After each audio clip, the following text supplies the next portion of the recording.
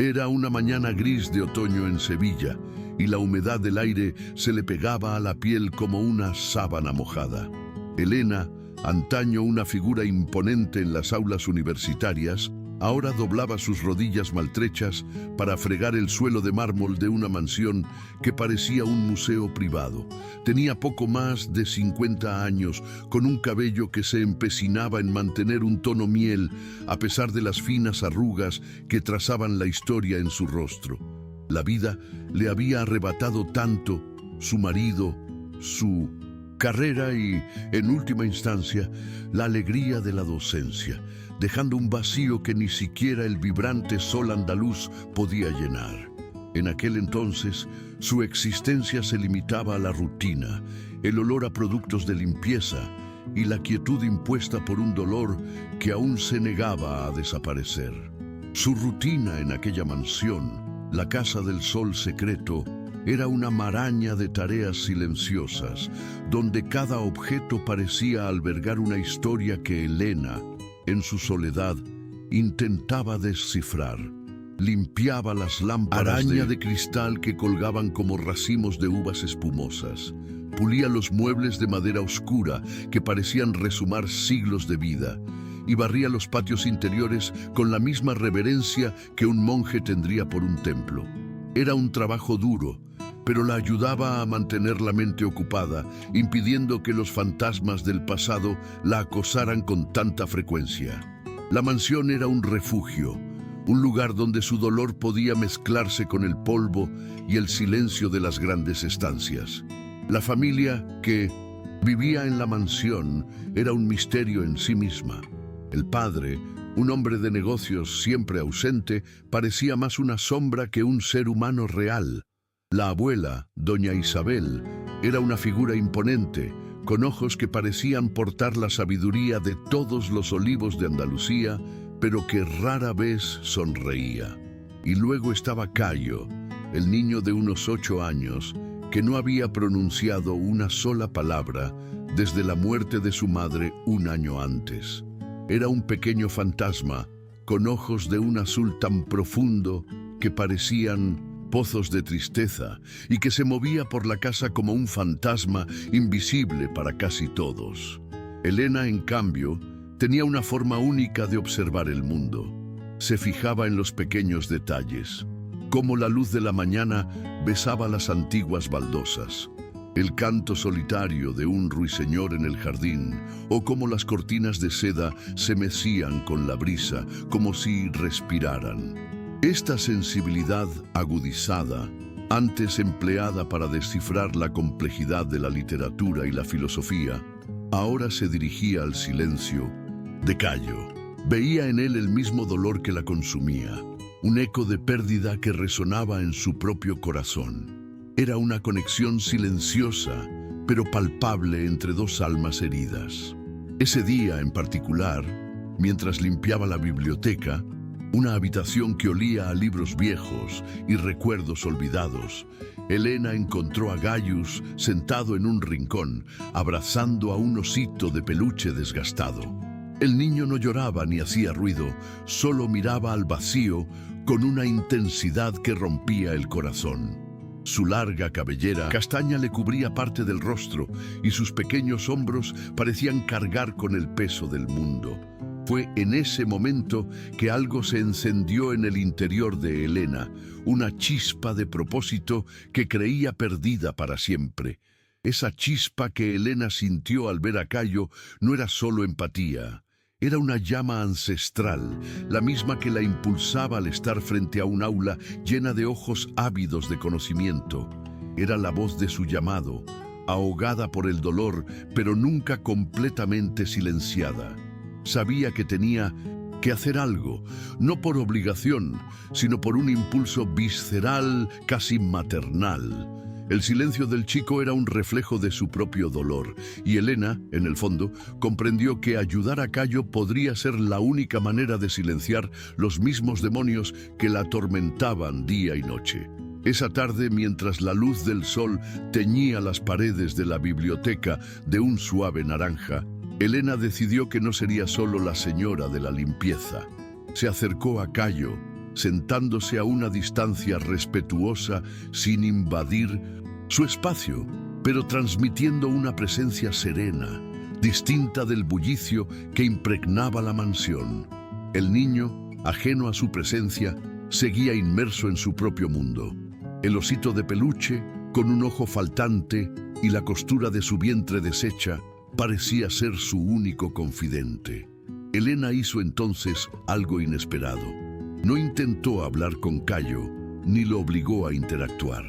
En cambio, comenzó a recitar, en voz baja y melodiosa, un pasaje de un poema de Federico García Lorca, un poeta andaluz cuya poesía era el alma misma de esa tierra. Las palabras fluían, cargadas de musicalidad y emoción, sobre un caballero que atravesaba los olivares de Córdoba, trayendo consigo un aroma a jazmín y dolor. Era un susurro, casi un secreto compartido solo con el aire y con el niño.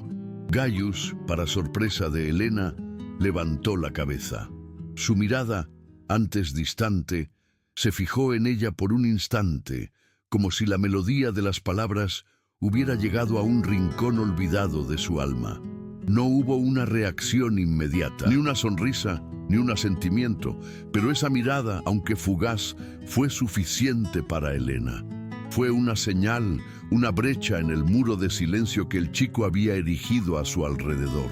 Un hilo invisible pero resistente parecía haberse tendido entre ellos. Desde ese día, la biblioteca se convirtió en el santuario secreto de Elena y Cayo. Todos los días, tras terminar sus tareas de limpieza, Elena volvía allí. No traía escobas ni trapos, sino libros, poemas y su voz. Empezó a leer relatos de aventuras épicas, fábulas sobre animales parlantes e incluso fragmentos de novelas clásicas, variando siempre el tono y la entonación, como si cada palabra fuera una nota musical de una sinfonía. Al principio, su abuela, doña Isabela, se limitaba a observar desde lejos, con una curiosidad velada tras su expresión estoica, sin comprender realmente qué ocurría. Las palabras de Elena eran como semillas plantadas en tierra fértil, y Cayo, incluso en su silencio, parecía absorberlas. Elena se dio cuenta de que el niño tenía una memoria visual extraordinaria y una sed de conocimiento que superaba su mutismo. Empezó a sacar mapas antiguos, atlas ilustrados e incluso libros de arte, señalando ciudades lejanas, monumentos históricos y obras maestras, describiéndolos con gran detalle, como si estuvieran haciendo un viaje juntos sin salir de aquella biblioteca. Habló de París, con sus luces y museos, de Roma, con sus antiguas ruinas que susurraban historias de imperios, y de Pekín, con sus templos antiguos y la energía de un mundo completamente diferente. Un día, Elena sacó un diccionario ilustrado de inglés. Señaló las imágenes, una manzana, un sol, un pájaro, y pronunció las palabras en inglés, luego en español y luego en italiano, un idioma que había aprendido por pasión, simplemente porque le gustaba cómo sonaba. Sus ojos, antes tan llenos de tristeza, ahora brillaban con renovada determinación. No esperaba que Cayo hablara. Su único objetivo era reavivar la llama de la vida que parecía haberse apagado en su interior. Fue una apuesta arriesgada, un acto de fe, impulsado por la intuición y su antigua vocación. Ocurrió en una tarde sofocante, cuando la lluvia golpeaba las ventanas de la biblioteca con una melodía melancólica. Elena leía un libro sobre las maravillas de la naturaleza, describiendo el canto de un pájaro que, según la leyenda, solo cantaba en días de tormenta. Señaló la imagen de un ruiseñor con sus plumas oscuras y ojos brillantes y pronunció la palabra inglesa nightingale. El sonido de la lluvia se intensificó y un trueno lejano reverberó por los pasillos de la mansión, pareciendo acentuar la quietud del momento.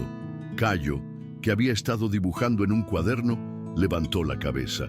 Sus ojos azules, antes nublados por la melancolía, parecieron brillar de otra manera. Tomó un lápiz y apuntó con la punta a la imagen del ruiseñor. Elena repitió la palabra lentamente, sílaba a sílaba. Noche venda. Un escalofrío recorrió la espalda de Elena.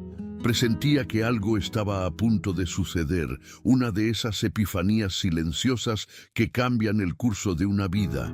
El aire en la biblioteca parecía vibrar, cargado de una anticipación casi eléctrica. Entonces, con voz ronca y apenas audible, Caius repitió, nadie. No era la palabra exacta, pero era un sonido, un intento. Elena sintió un nudo en la garganta y los ojos se le llenaron de lágrimas. Era la primera vez en un año que emitía un sonido audible, un sonido que no fuera un gemido ni un suspiro. Era como si la palabra hubiera sido arrancada de lo más profundo de su alma, un lugar encerrado con 7 llaves. Ese torpe e imperfecto nadie fue para Elena el sonido más hermoso que había oído en toda su vida. Ese sonido, un parloteo casi imperceptible, resonó por la biblioteca como un grito de guerra silencioso. Elena sintió lágrimas calientes correr por su rostro, no de tristeza, sino de pura y desbordante alegría. Era la prueba de que la vida, incluso después de las mayores pérdidas, siempre encuentra la manera de brotar, de florecer. Caius, a su vez, la miró con una mezcla de sorpresa y curiosidad en sus ojos azules, como si él mismo estuviera asombrado por el sonido que acababa de emitir. El osito de peluche, aún en sus brazos, parecía presenciar ese milagro en miniatura. Elena no lo presionó, simplemente sonrió, una sonrisa genuina que hacía tiempo que no aparecía en su rostro, y repitió la palabra, esta vez más suavemente, como un secreto, susurrado, ruiseñor. Y Cayo, con visible esfuerzo, la repitió de nuevo un poco más claro, noche ting venda. Con cada intento, su voz cobraba más fuerza, su pronunciación se acercaba más, y el brillo en los ojos del chico se intensificaba. Era como si una puerta se abriera en su interior, revelando un mundo de sonidos y palabras que había estado latente. Ese día, la biblioteca presenció el lento y conmovedor redescubrimiento de la voz de Cayo. Elena, con la paciencia de una tejedora que teje hilos delicados, le presentó nuevas palabras en inglés, español e italiano. Describió objetos y sentimientos con una riqueza de detalles que solo un poeta podría concebir, usando gestos, expresiones y tono de voz para dar vida a cada sílaba. Cayo, antes encogido en su silencio, ahora señalaba los objetos, con la mirada implorando más palabras, más sonidos. Fue un juego, una danza de descubrimiento que los conectó de una manera profunda e inesperada.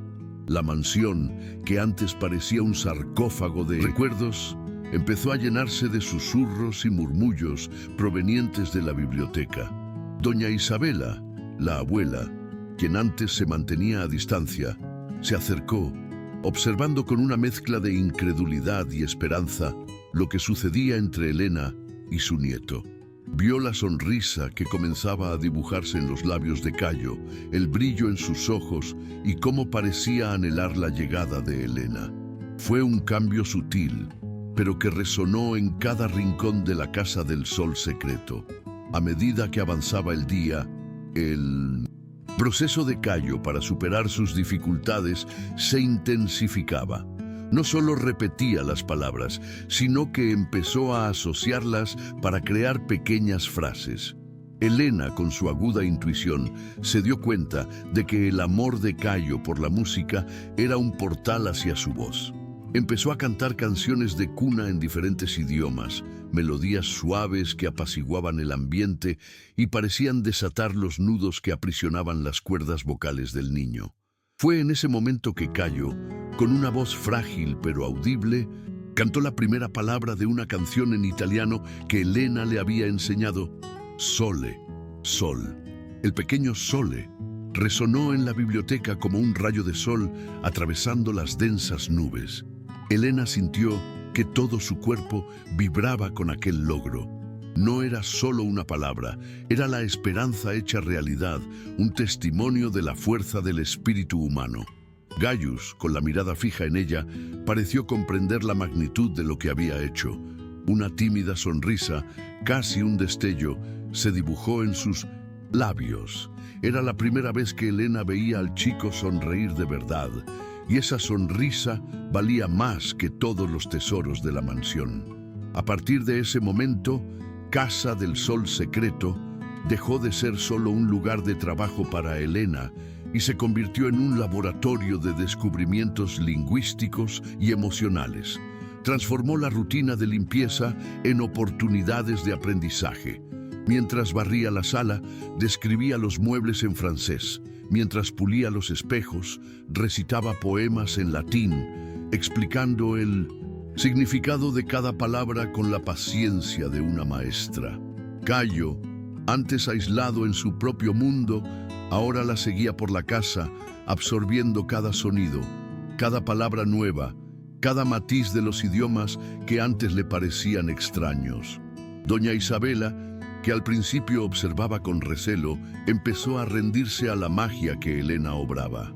Vio a su nieto, antes un espectro silencioso, ahora un niño curioso, que incluso intentaba imitar los sonidos que Elena producía. La voz de Cayo, aunque todavía frágil, cobraba fuerza cada día y palabras en diferentes idiomas comenzaron a mezclarse en su habla. Señalaba las estrellas y decía estrelas en portugués, estrellas en español, stars en inglés e incluso stel en italiano. Un verdadero prodigio lingüístico emergiendo ante los ojos de todos. Al final de ese día singular, la mansión que antes resonaba con el silencio de la tristeza, ahora resonaba con la melodía de las nuevas palabras de Cayo. Había hablado con frases completas, mezclando idiomas como un pequeño maestro dirigiendo una orquesta políglota. La felicidad de Elena era palpable, una calidez que irradiaba de ella y envolvía todo el ambiente.